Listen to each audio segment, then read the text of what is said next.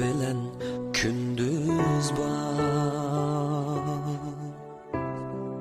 Biri sen, biri men. Sahil bilen deniz var.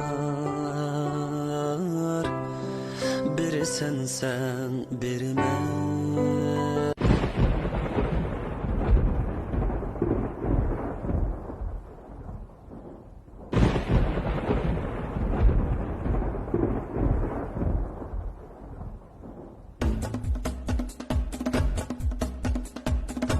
Sen dedim bu etikelli bu kostümü kime de. Çünkü ben giymem bu bunu. Ay Allah. Hey. Ha? İyi batın bir rızat mı bunu? Ha? Kanç kıyıp deme mesela kim kime işte bunu?